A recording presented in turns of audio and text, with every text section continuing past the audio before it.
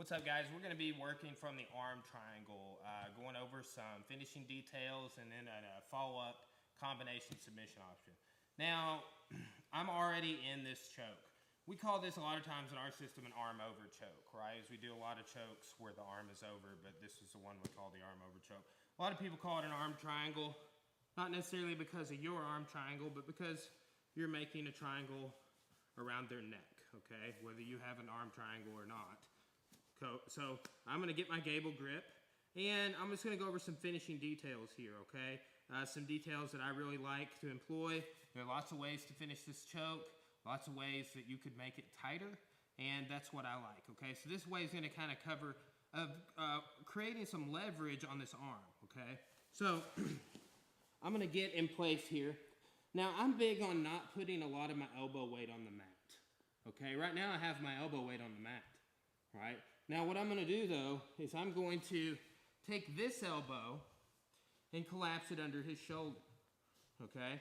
And when I do that, it's going to take some of my weight off the mat, but it's also going to take and start lifting this arm, okay? So the weight I'm displacing and putting underneath Michael is lifting this arm and tightening the choke, okay? So my head is low. I'm going to tuck that elbow in here, and I'm going to turn in and start looking at him, and he taps, okay? So it's just like a cool little way. And I hadn't seen this for a long time. I think it was a brown belt when I learned it, right? And I just come in tight, and you just hang that weight off of him. And I like the detail that of looking at them, right? So if you are turning and trying to go up underneath them, you will kind of turn and look at them. Like that, okay? Now, here's a good sort of troubleshoot. Another cool little detail. A lot of times he'll telephone to defend against this.